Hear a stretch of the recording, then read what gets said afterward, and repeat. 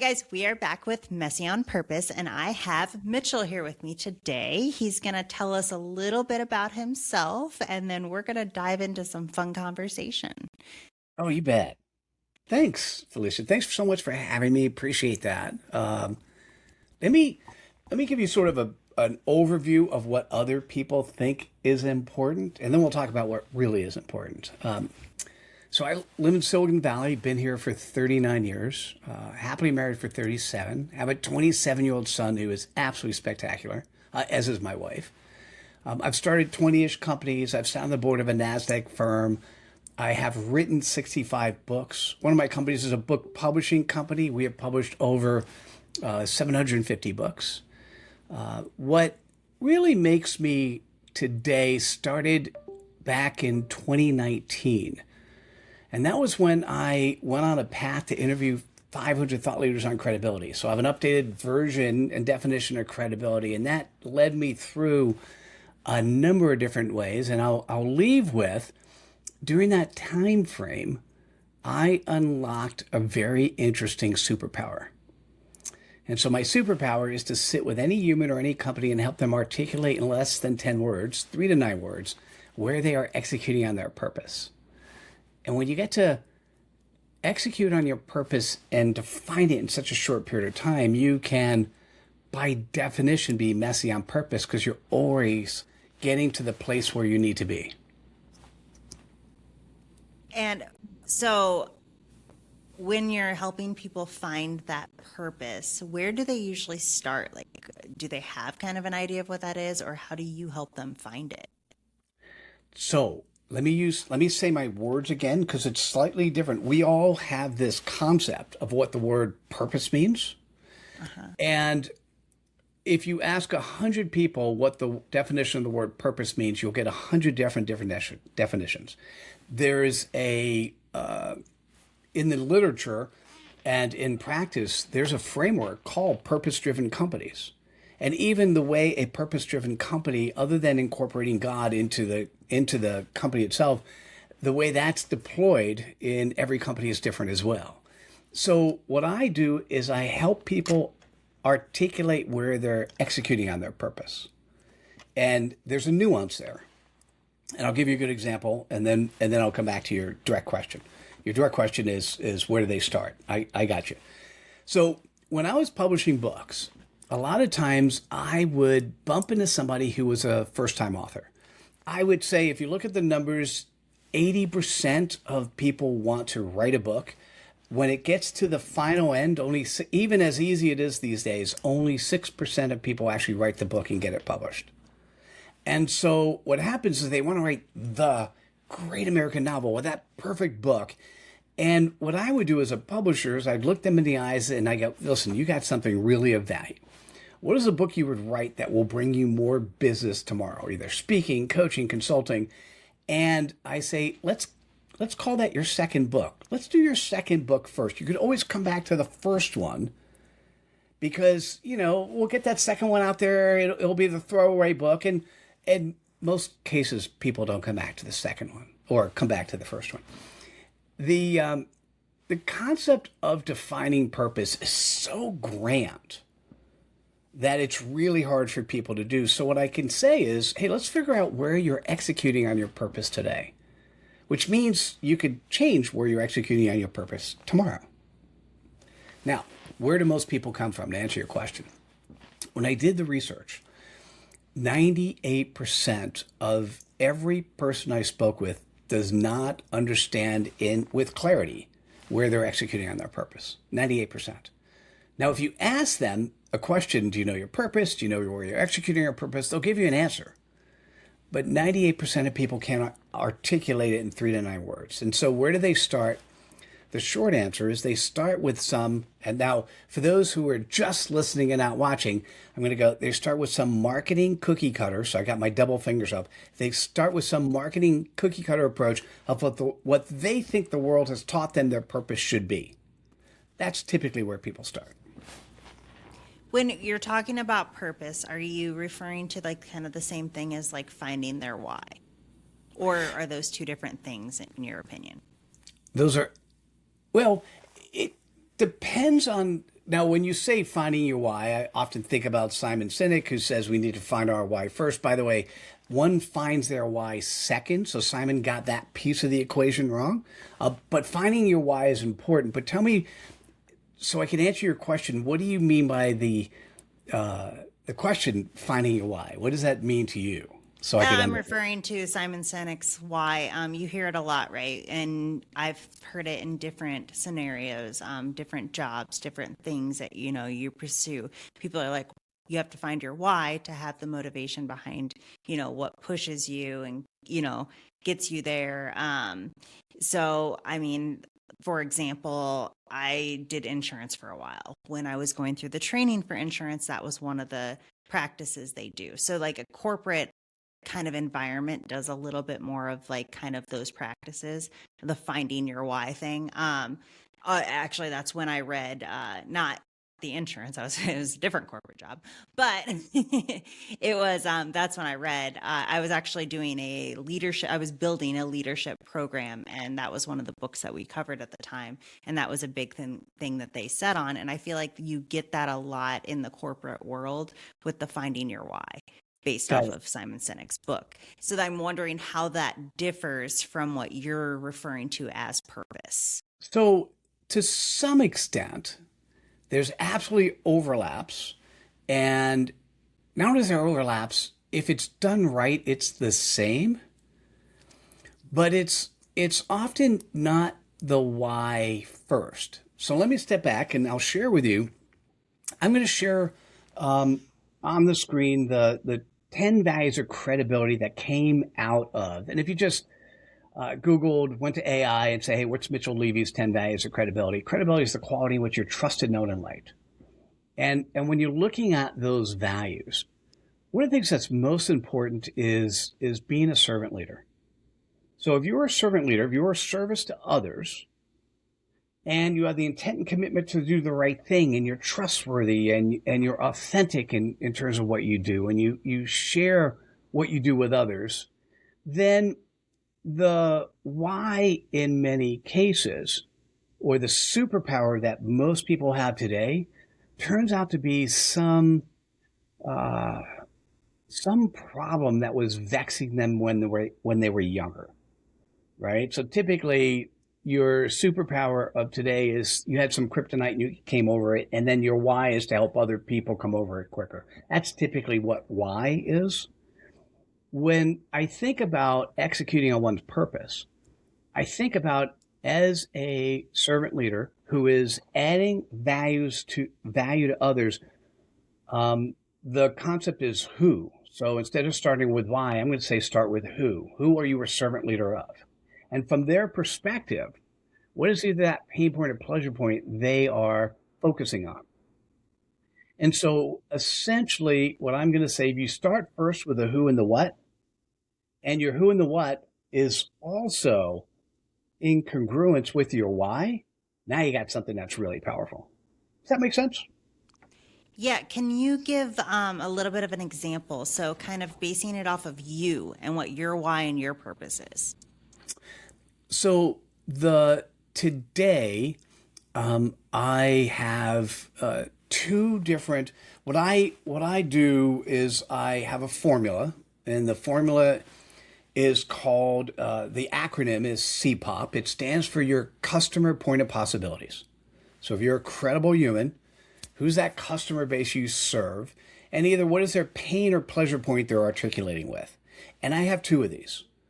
One is part of what I do. In 2021, I was asked to join the Marshall Goldsmith 100 coaches, some of the best executive coaches on the planet. So I also do the coaching thing. And in my coaching environment, my CPOP, and so remember, it's the who and then the what. So it's fast growing CEOs living executive abundance.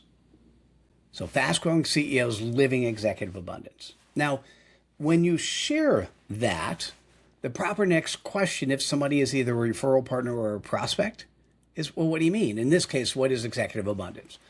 And I could go back into that in a little bit. I'm actually in the midst of a dissertation program. Actually, I'm in the tail end of a dissertation program where I am studying this framework in the marketplace And it's also a capstone. So I'm doing a book, 2 chatbots, and 2 courses. So it's been a really amazing journey. And part of that journey was I needed to and wanted to have an opportunity. Typically, I work with fast-growing companies, so of CEOs of fast-growing companies, and when we execute on things or decide to execute on things, sometimes it happens immediately, and sometimes it takes a little while. So I wanted to have a playground, a petri dish, where I could do my experimentation on executive abundance in a much faster way. So I ended up buying a LinkedIn agency. And with the LinkedIn agency, I have a different CPOP. And that one's very interesting. All right, so this one's that one. Business owners tired of slimy LinkedIn sales tactics.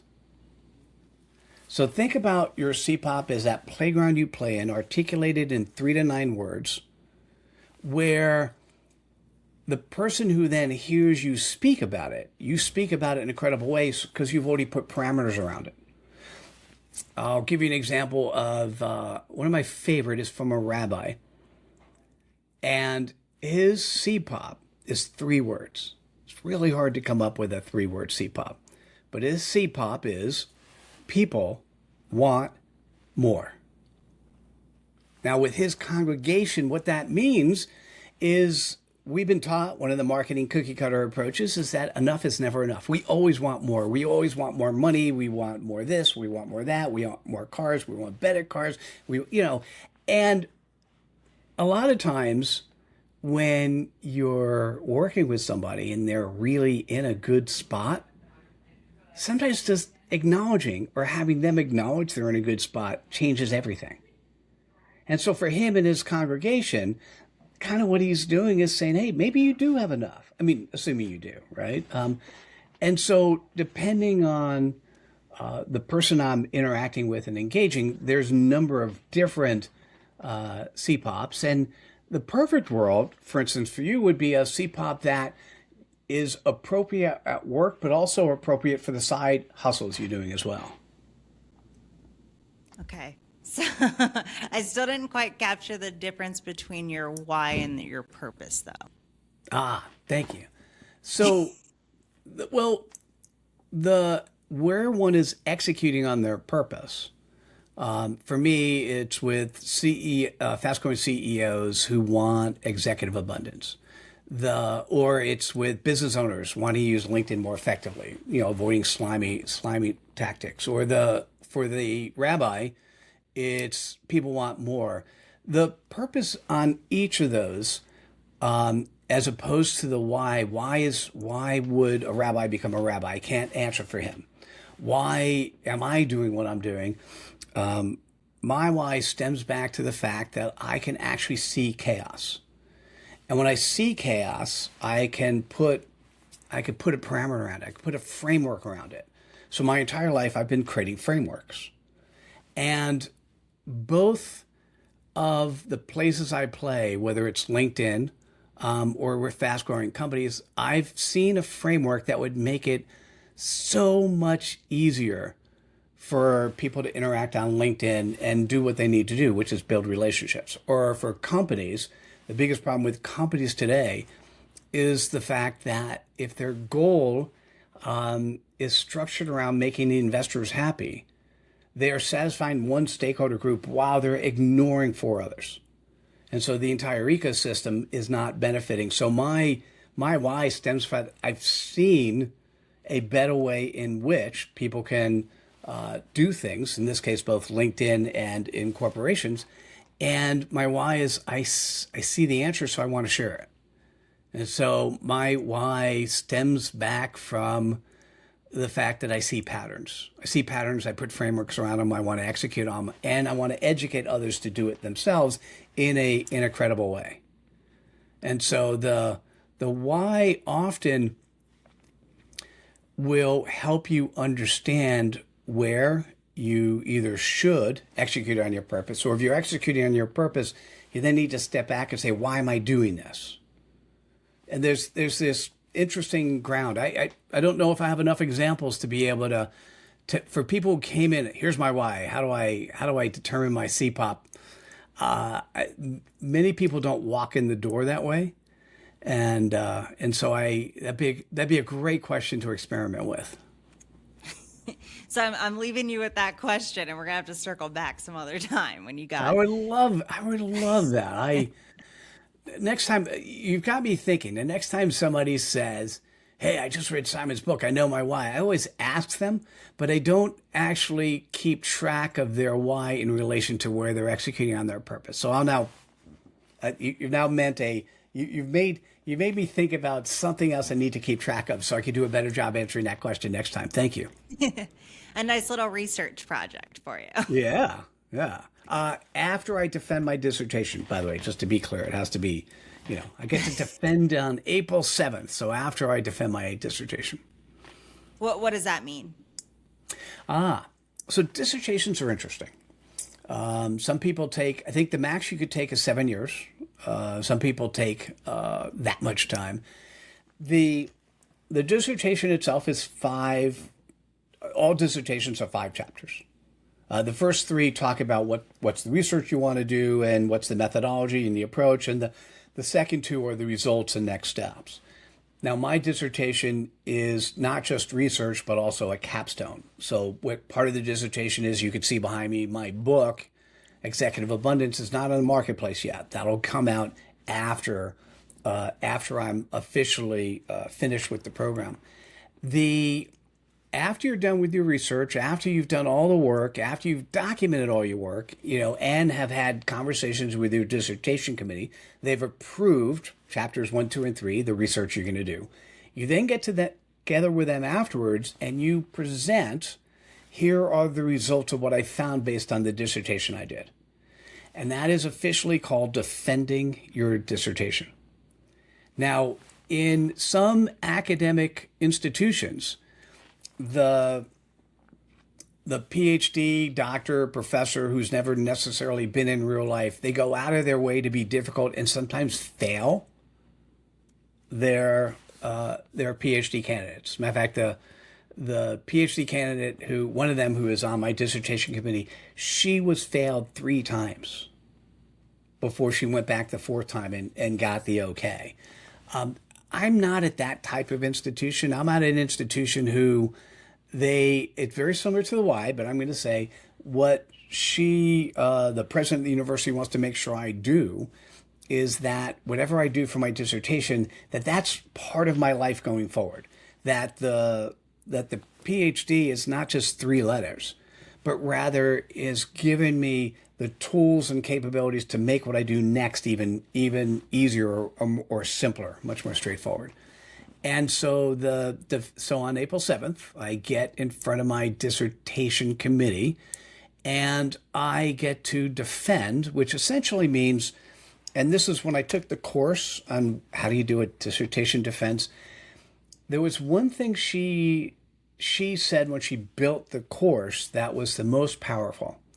And that is, when you first go in front of your dissertation committee and you're asking permission to do your research, you're getting people on your committee who are technically above you or superior to you, or who are smart in a number of different areas. At the time you go for your dissertation defense, you are typically, and this is what the course said, you are typically the smartest person in the world on that topic. So your job when you go into the dissertation defense is to educate your peers on what you've done and what you've learned. And that's a very interesting mindset change from going in thinking about, and I'll give you an example of how that might work. One of the friends I talked to who went to a traditional university, and he did his defense a year and a half ago. What happened is somebody who he really admired and he held up in higher esteem asked the question of, hey, given the research you did, was that the appropriate research methodology? Did you do it properly? Blah, blah, blah. And because he held that person in such high esteem, he was thinking to himself, oh, maybe I made a mistake, and he fumbled the answer. Whereas if he said to me, if he knew that his goal was to educate, his response would have been different. His response would, yeah, by the way, great question. Love what you asked. And this is why I chose this methodology and approach. And this is what we ended up doing with it. it allows, because you also do mindset coaching as well. When you have a different mindset of how you're looking at the world, it will allow you to answer questions differently. So April 7th, I get to technically educate. We'll see how that goes. My dissertation committee on what I did and what happened, and they, after I present for about 25 minutes, they then ask about 35 minutes of questions. Then I get thrown off into a room, and then they debate whether or not I've done enough work to be awarded the PhD. Now, is this in relations to the research you did with like all the speakers, or is this something totally different? It it's interesting because that research was incorporated into my study. So what I ended up doing is ending up understanding in the research I did in 2019 to 2020, which technically means I've only been in the dissertation program since 2023. That said, I've been focused on this topic since 2019 when I started doing the research. Because clarity and credibility are two of the four components associated with really allowing companies, it works for individuals too, but really allowing companies to execute on their purpose well. With the research and everything, are you allowed to share anything, any insights, or does this need to be hush hush? Because I don't want to ask too many questions, and then No, you're no, no. like, It's ah. fascinating. By the way, it's the perfect question because there are things you're supposed to share and things you're not supposed to share, right? So, for instance, I did create a book that you could see behind me called Executive Abundance. I did physically print copies, but on the inside it says private copy only, not for distribution, because it technically shouldn't be out in the public domain. Let me share, let's see, what are some of the highlights? Let me share three things, and you could stop me anytime, right? So we'll start with this concept of clarity and the fact that I'm going to say I've done this now over 1,400 times. I could sit with any company or any human and help them articulate where they're executing their purpose in 3 to 9 words. Now, what happens for those who are do-it-yourself type people, they see a framework, they see a model, they know exactly what to do with it. For the do-it-yourselfers, and that's about 10% of the population, I have effectively changed their lives for the rest of their lives because they now see the simplicity of who they are and how they're showing up in the world. And they see how their why gets incorporated into where they're executing on their purpose. And they change where they're executing on their purpose as life changes, as their life circumstances change. But they are given the formula and they get to apply the formula to themselves. Now, I'm going to make it simple. There's another 10% of the population who wants to pay the money and have somebody else do it with them or do it for them. And that particular, the done for you people, that's not really my audience.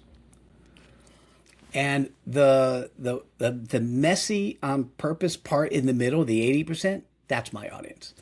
Because I want to work with somebody because there's going to be a lot of aha moments somewhere along the middle where they need to have things happen. So the first lesson I learned and have continually reinforced inside of companies is no matter who you are as a corporation, no matter who you are as a human, that 3 to 9 words can really put a nice parameter, and I'll put it in a fun way, can really give a great playground in which you play. Okay. With the Now, people, sorry, just got a no, question go in ahead. I was between. going to move on to number 2. So good time for a Yeah, yeah, question. yeah, yeah. So with the people who want you to do it for them, what are some of like the roadblocks you run into? Because how do you do that for somebody when you don't know what they want? Oh, you You know can't, what I and I mean? don't. Yeah, no, I turn them down. I don't accept those clients. Okay, Yeah. have you ever worked with somebody and then got to that point and then had to Oh, like end it, or had any issues, or like like roadblocks of some sort, and you're still trying to help them. Because I feel like when we start something, we're always working with everyone, right? We have to, like, no matter what you're doing, you have to work with all kinds of people to find out what your niche is and who you work best with and who you can help the best. No, that's a great question, and I believe all of us have made multiple mistakes many times because that's just the way things are. So That's how we learn. it's absolutely how we learn. So in that scenario, I would do my best to turn the person who wants it done for them into a done with you person, right? So that'd be the first thing, and I would just do that subtly and quietly. And what I often do, here's the fun part. I know as an executive coach, I can't change anybody. There is nothing I could do that could change anyone, period. But I know what I can do. And this is where my why, my superpower comes in. I could give them a framework. And if I show them a framework and they interpret themselves within that framework, and they're going to then change themselves because they're going to see the world in a different way. That's what I do. Right. And do So, you think some people kind of come with the like, I don't know, do it for me because they've never really even like they just can't get it out, right? They know what they want, but I think some people are like fixed minded and like don't think creatively enough on their own that sometimes if you give people the right outlet, they're able to be more creative with their thoughts. it's quite possible that many people who we might actually call, so the opposite of credible is called dubious. And there are many people who show up dubious, not because they're dubious people, but because that's how they were taught. Right. And so sometimes it's if you free them up to think in a different way, whether that's creative thinking, whether that's no matter what it is, if you sometimes you just show them something different and they can think really differently. For many cases, what I find for those individuals, if they show up credibly, which means that they show up with vulnerability, they show up being coachable. That's probably the most important thing. When a board gives me a CEO and says, "Can you coach this person?" The first thing I need to do is speak to them. And what I'm going to be doing is testing whether or not they're coachable.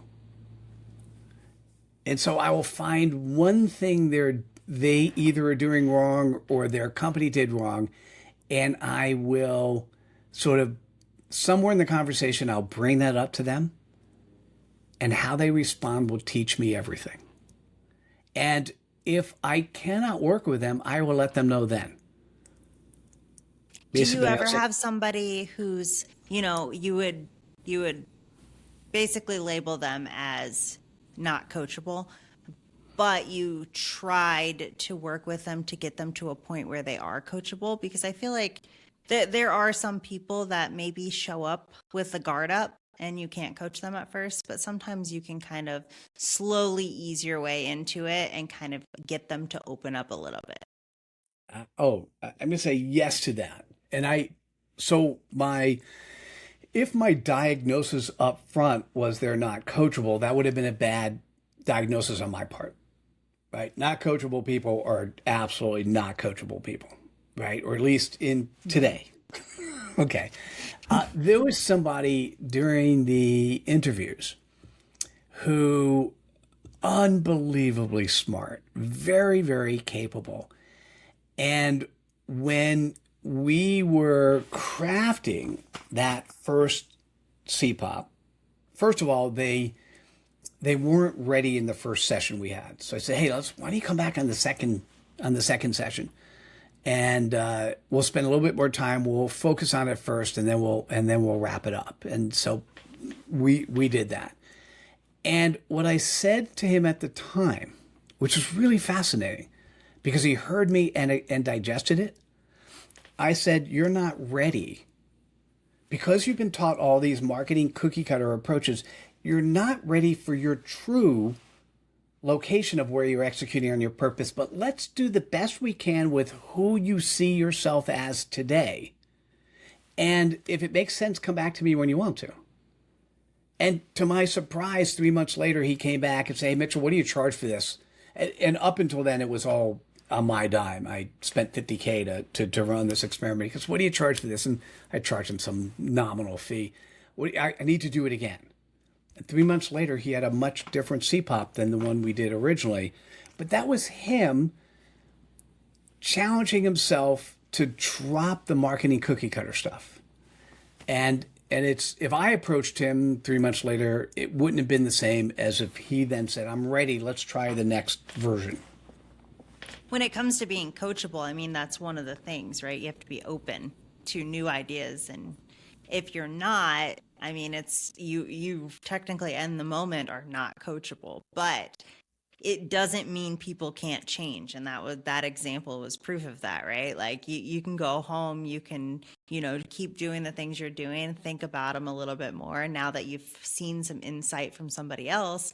And then, oh, I see what's wrong with this. And then you can come back, and having that door open and offering that, like, basically my door's always here whenever you need it, really helps people have something to fall back on instead of just slamming the door in their face like, I'm done with you. No, but here's what's fascinating. By the way, thank you for that. I'm going to go back to the first thing I said, if you don't mind. And happy to do the second and third, but we don't need to. Whatever works for you. Oh, let's go through all three of them. I like this. But I wanted to say one thing. Sorry, I did not turn the volume of my phone down. Okay, done now. So what's interesting, now I got to think about what was that point I was going to make. What's interesting is what I mentioned when I've given 1,400 CPOPs, 10% of people have changed their lives for the rest of their lives. The other 90%, they were super happy when they heard it. They're like, oh my God, that's really me. I mean, almost inevitably, I've got so many testimonials of, oh my God, that's amazing. And in 90% of the cases, that person forgets where they're executing on their purpose in 2 hours to 2 weeks. Because the world has so much chaos in it and so many other things are coming from, although they felt good when we spoke, they've never been taught how to take it. So 10% do-it-yourselfers, they're great. So for those who are clients of mine, I get to coach. For those where other coaches have sent people in, when they have a coach, done with you, someone by their side, doesn't have to be me, that keeps them in alignment with themselves, then it works. But you have to be coachable. You have to be ready, right? And the people who go in and they want an answer, and even when you give them the answer, they don't know what to do with it, they're going to forget the answer. I think that a lot of people have trouble with that, right? When you know what you want, but you don't know how to get there. And those little steps along the way, if you don't know how to do it, it's hard to execute. And I think, you see it in all kinds of things. For example, anyone in like sales of some kind. So think of real estate agents. I mean, here in Las Vegas, everyone's a real estate agent. And but like only 10% actually really make, full-time income from it. And I think a lot of that is because you get in, you get certified, but now what? How do I generate these leads? What do I do? And if you don't know what to do on a daily basis, then you're just kind of sitting there. Nothing's happening. There's no action to be taken. So I think having that like kind of coach to kind of push you and kind of go to the right direction really does help. Yeah, I'm with you. We could dive into so much more of that, but you said let's go to number 2. Let me go to number 2. All right. All right, let's go to 2. I'm going to share. So once again, if you're listening and not watching, because I'm going to share the 10 values again. What I want to point out when you look at the 10 values, that there's only one value that appears twice. And the truth is, when I first put it out there, I didn't know why. I'm just telling you the numbers made that happen. And so under being trusted, there's a value called integrity. And under being known, there's a value called integrity. And I knew that needed to be there twice. It really, literally wasn't until a year later that I figured it out. And now that I say it, Mitchell, that's so simple. How come you didn't think about it before? I don't know why I didn't think about it before, but let me tell you what it is. we have a external integrity, who we say to the world we are, and then we have an internal integrity, who we really are. Now, when there's incongruence between the external and internal integrity, that's when you see somebody and they feel slimy and you got to run, right? And it was so interesting that it really made sense for so many things in my life when I recognized that I could feel that energy in people. Like a classic example, there was in Silicon Valley, it's since gone away, this amazing speaker series. And so, 2,000 people into a beautiful auditorium, we'd hear a speaker speak. The speakers that got paid, 50 to 150,000 per night to speak. And some guy who apparently was raped when he was younger, lots of other things happened to him in life. And I was there, turns out my parents were there in the back of the room and the person I was with, and they all loved him.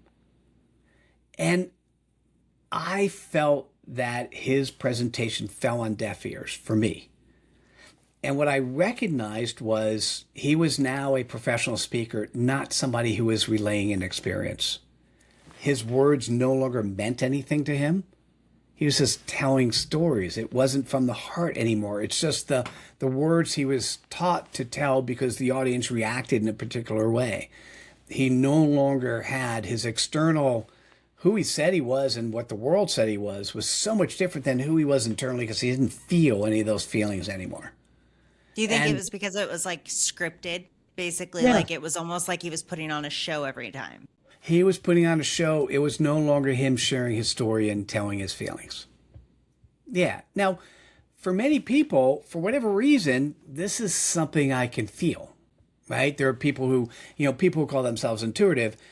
You're intuitive if people are talking, but you're really feeling the energies that they're really sharing. And in that particular case, I'm like, yeah, I didn't like him at all. He is no longer someone he's just telling a story and reading a script. He's no longer actually sharing his experiences from feeling them internally. You can always read that. I mean, I personally see it all the time too. Like it's almost like, when you go, so I'm super into comedy. And so like when you go Nice. to a comedy show and you can tell a difference, like when something's been told, over and over and over again and it's scripted versus like when they're trying new things and like it's fresh and it's new, that's the same thing when people tell a scripted story. I mean, yes, it's still your story, but when you tell it in such a way that it's so scripted, people don't resonate it with it the same way. And so for those, if you want to be credible, you need to tell people who you are and you need to be that person, right? One of the examples that I used in my dissertation, this will be so without uh, uh, meaning or words or people, was an executive at a company that left the company. Now, the reason they left the company was that their boss, who had super high integrity values in terms of running the company, when they were on a business trip together, their boss was down in the bar in a very intimate way with somebody that was not his wife. And the person I was working with, my client, just couldn't, that once there was incongruity between the values, and it wasn't even business values, right? It's just personal values. They were no longer able to see this person in the same way and have the same respect as they had in the past. And I'd be so, the same exact way. yeah, credibility is, so's my wife. Oh my goodness. Yeah. Credibility is not just values are read on paper. Credibility are values and actions that you live on a day-to-day basis. Yep. And if you're cheating in one area of your life, most likely you're scammy in other areas. I'm just saying. And, and most of the time that's true. But even if it's not true, it's hard for people to see. It's hard for them to tell the difference. Well, we bleed through everything in life, right? Like not Yes. everything's perfectly balanced or, in their own areas. No matter how much we want to separate work and personal, it's Oh, all it's intertwined. and that's probably the most important thing, or one of the most important things I learned is you got to be you. The same you that you show up with your family should be the person who shows up with your friends, should be the same person that shows up at work. And if you have to force yourself to wear a different hat, maybe you're doing the wrong thing. Yeah, I mean, if you're embarrassed of yourself in one way, shape, or form, no matter where it is in life, I mean, maybe you need to look in the mirror. Yes. Well said. Unfortunately for everyone, I'm me everywhere I go. So, Well, I don't know if that's fortunate or unfortunate. I would say, based on who I see and how you show up, I'd say that's very fortunate for those people who want to see the type of person who you are, yeah, right? it's just unfortunate for the people that just don't take bluntness too well. But Yeah, no. So I'm gonna say they don't deserve to be in your life. oh no, and I am quite fine with that. So, as you get older and you start to work on yourself and you find that personal growth and really get to know things, you realize. So it's something that I didn't realize in my early 20s. Um, but like now that I'm 36, I've figured this out, and you figure out that you're not for everybody, and that's okay. Not everybody needs to like you, and you're not meant to be in the same circles. And I've realized that, if I'm not good for somebody, they're not good for me, and vice versa, for them. And like, it's not worth being forced to have relationships with people that you're not meant to have relationships with. Agreed.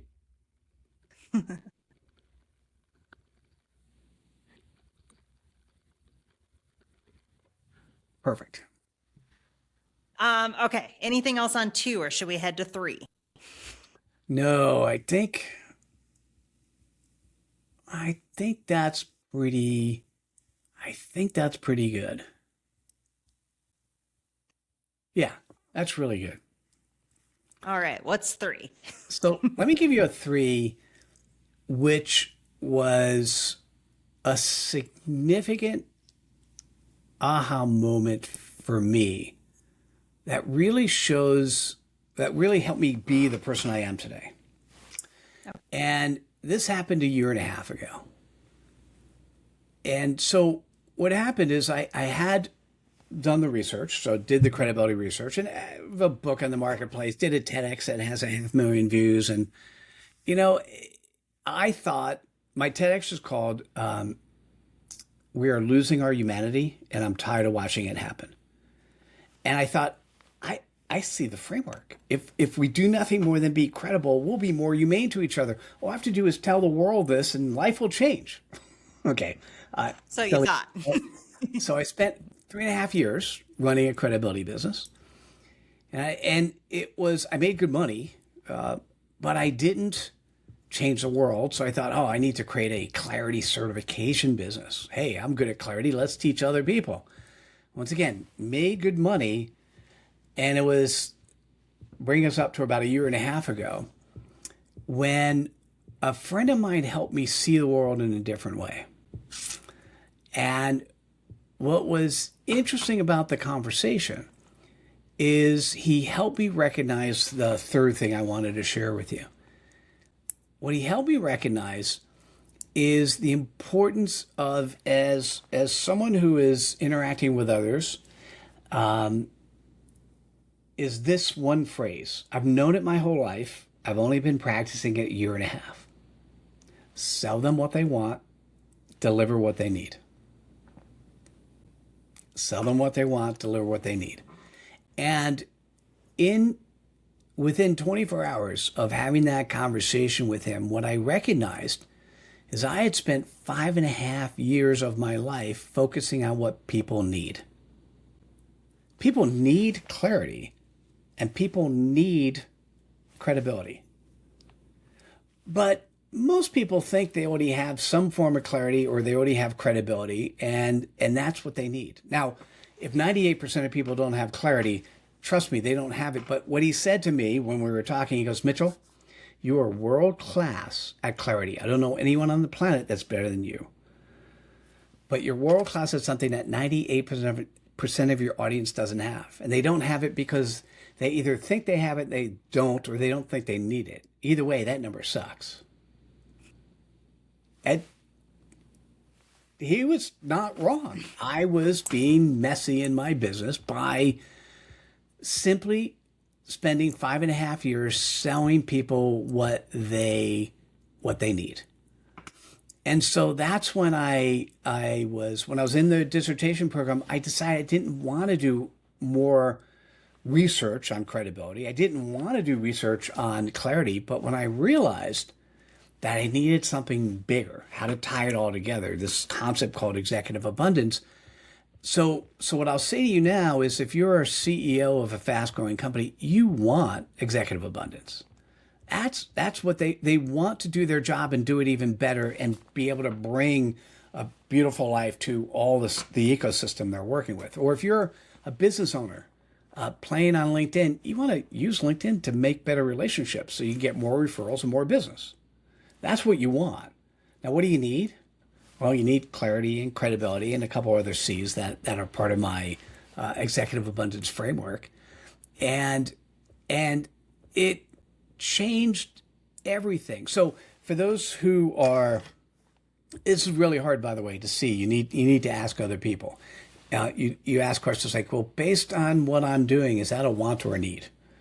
Right? And people have different definitions of that sort of thing. And what I'm going to say to you is, as long as you're a credible human, it is really okay to sell people what they want and then deliver what they need.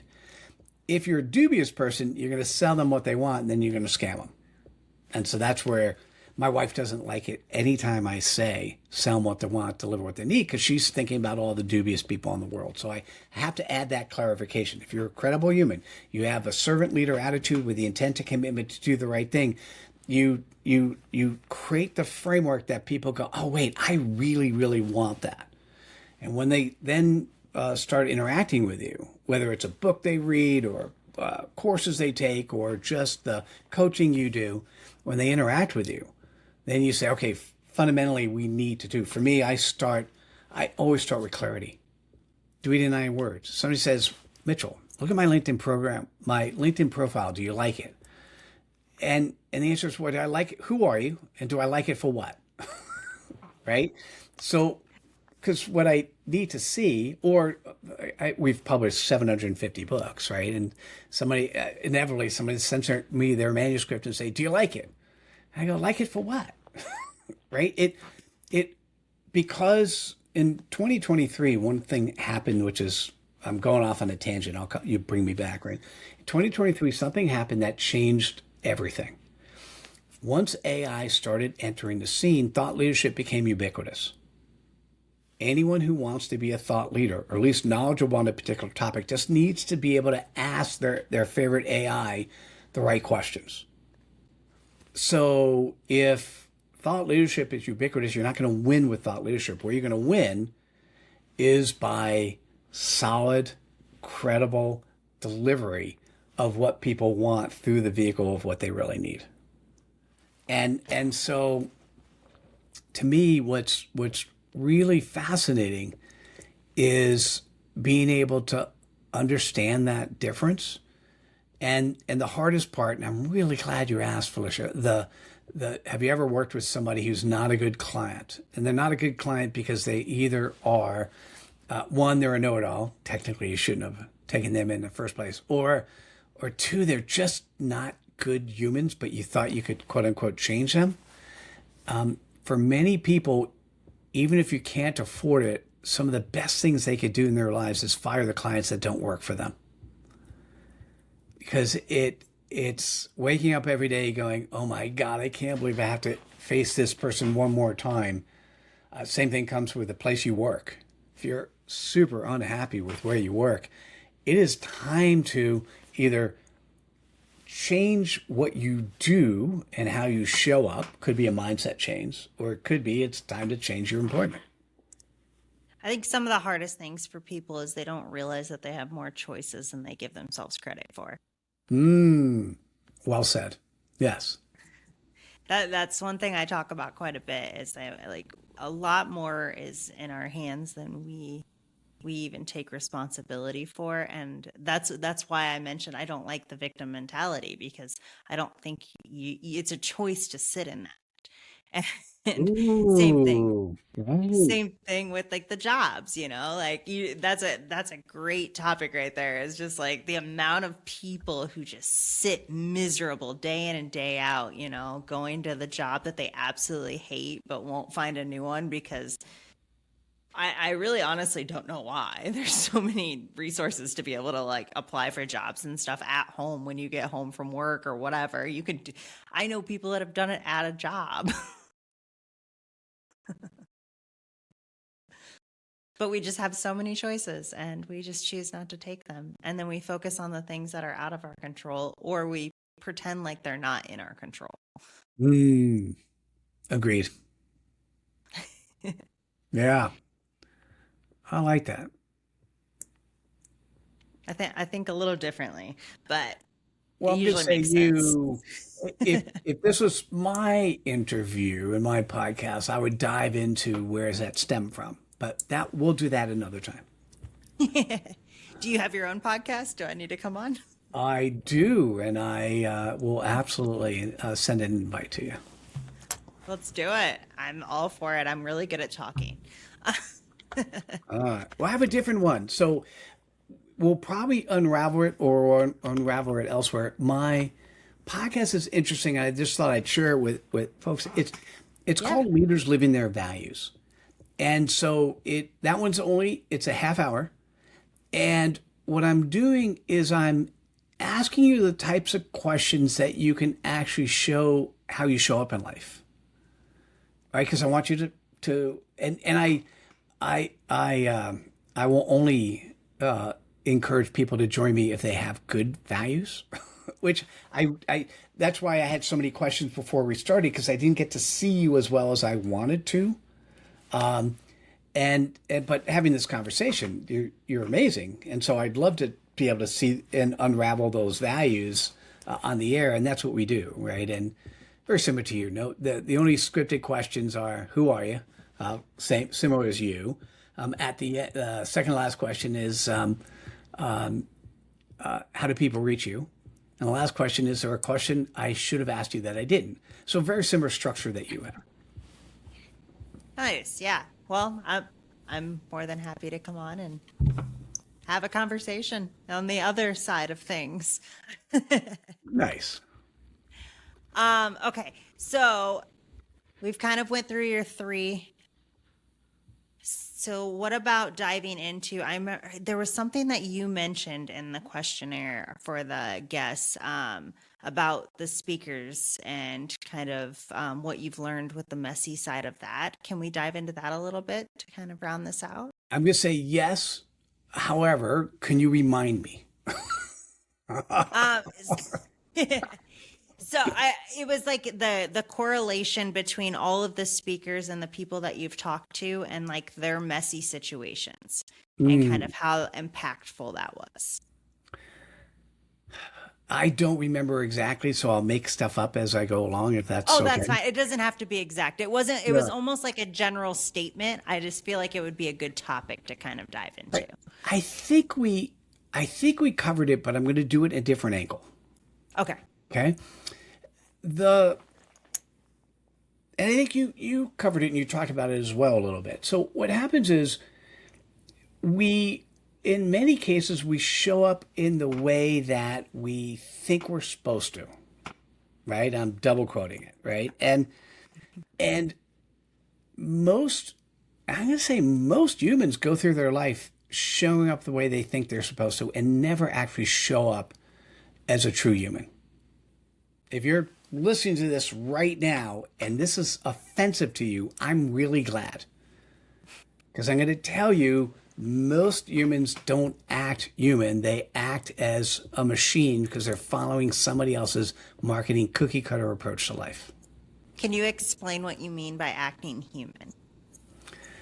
If you wake up every day and you get to live credibly, which means that you're living within the values of your form of credibility and you're adding value to others.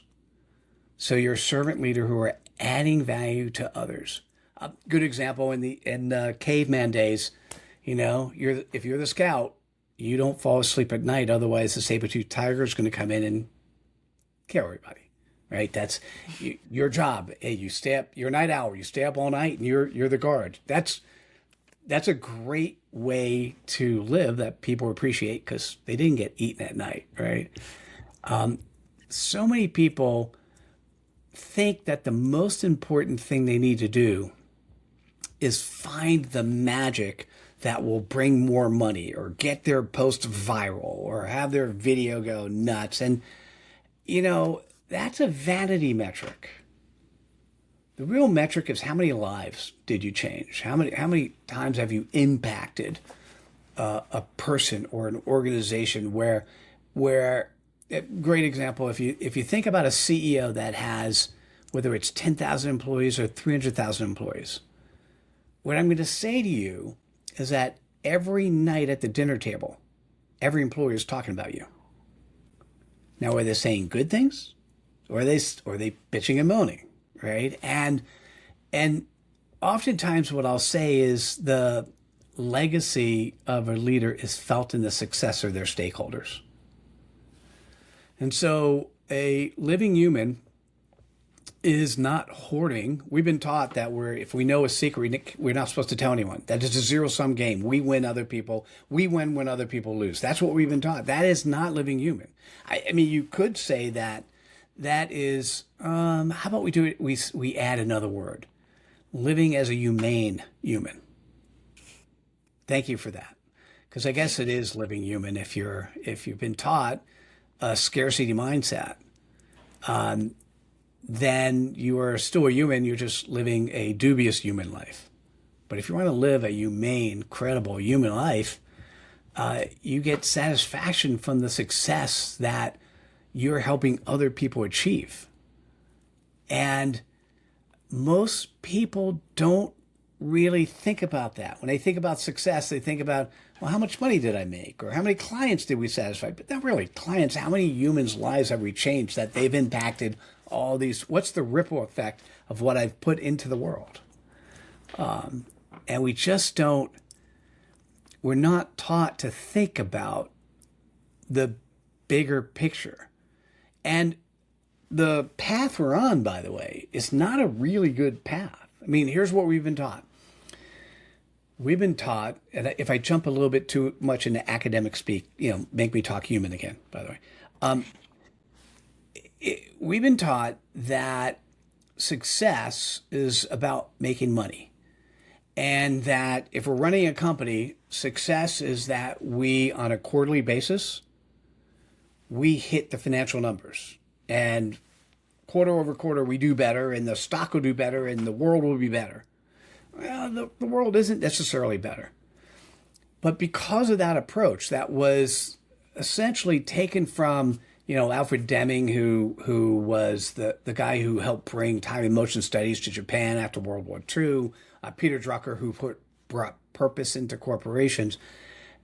What they talked about in a big picture level is what we're missing today, and that is the way the world's heading is, well, we want to optimize employee productivity. That's really the thing everyone focuses on. The more productive employee, the better the company will be. Well, the problem with AI and robotics is we can actually see a future where the most optimized employee productivity is no employees at all.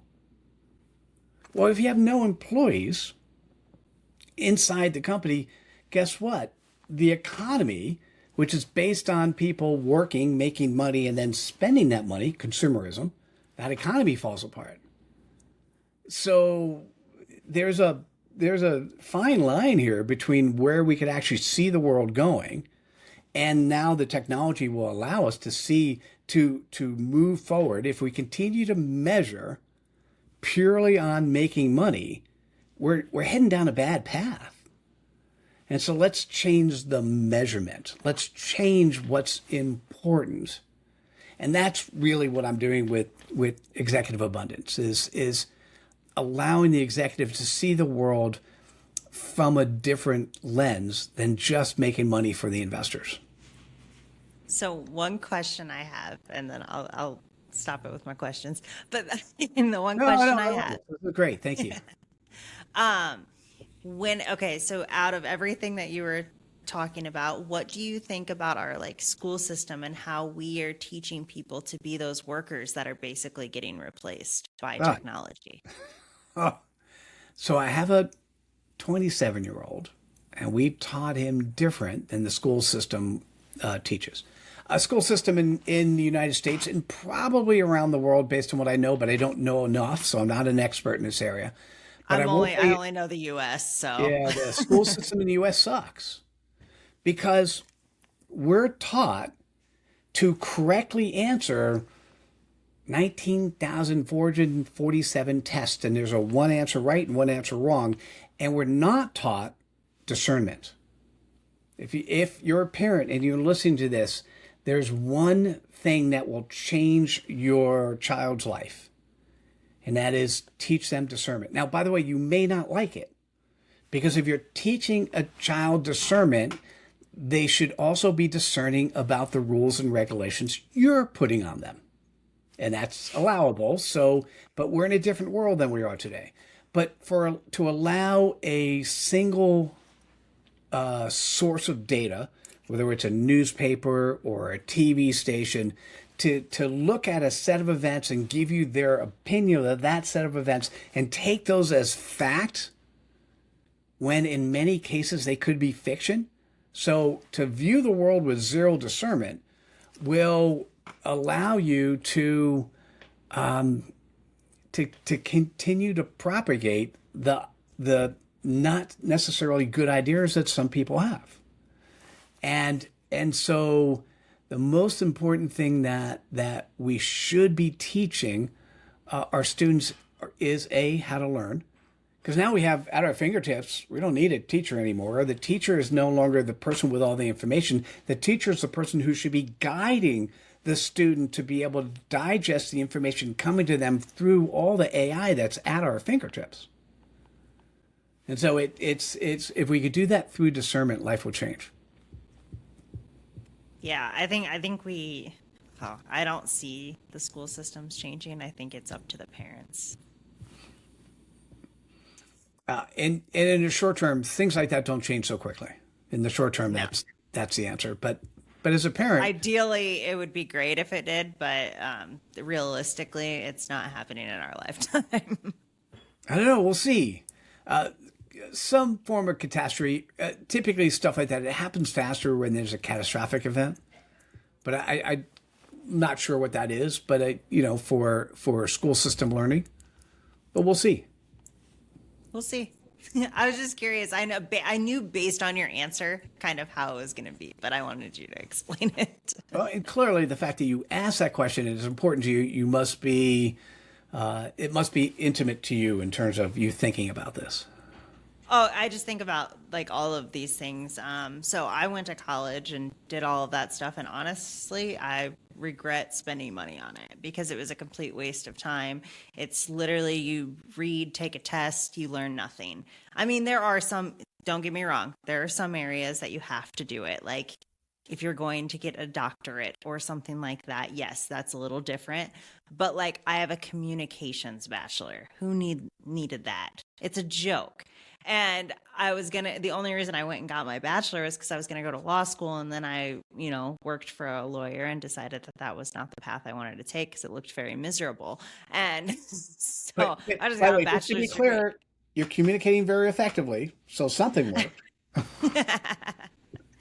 Yeah. And actually, a lot of what I've learned to be able to communicate better happened after I got my degree in personal development and diving into psychology books.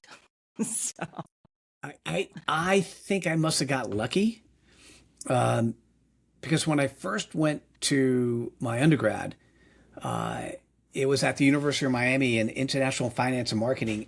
And although in high school I was a horrible student, I kind of woke up in college and I got good grades and it was so easy. I went to my guidance counselor and said, "What is the hardest degree I could take into business school?" And apparently, the industrial engineering school did a joint program with business, and they called it a Bachelor of Science in Stochastic and Deterministic Models of Operational Research. The fact that I could use all those syllables still makes me happy. And it's what taught me to think about modeling systems and people.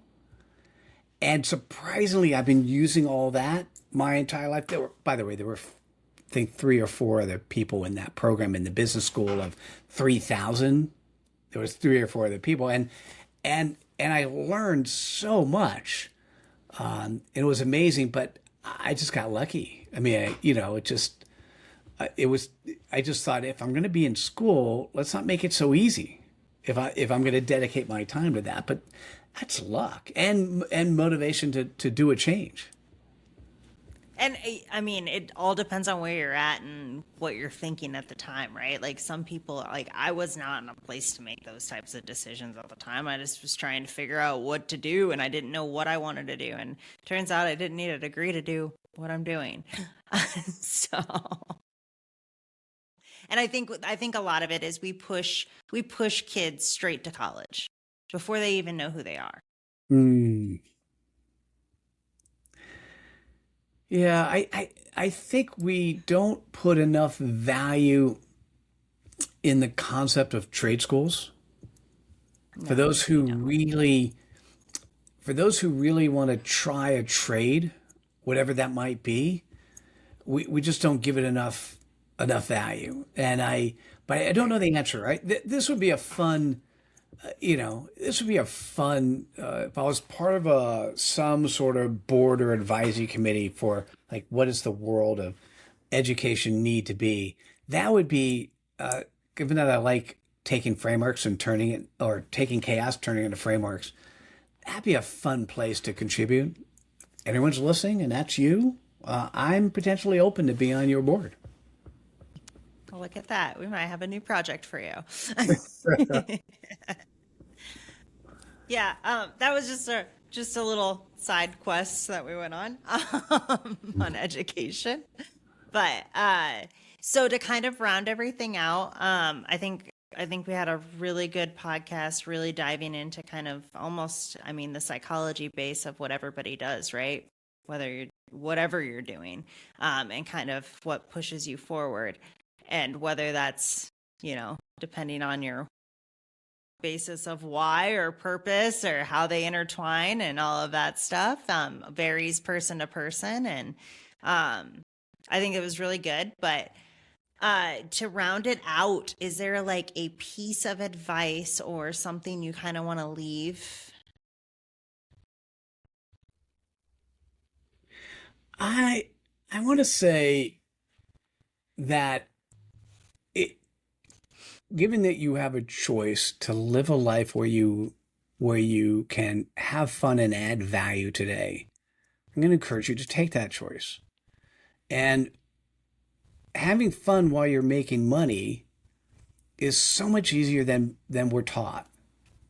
And it's essentially looking at that audience that you have some superpowers, some expertise that you could add value to, that really drives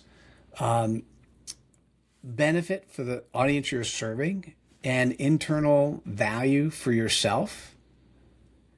And to me, it starts with the simplicity of a CPOP, your customer pointed possibilities, and find a place you could play where you can actually have fun while you're making money.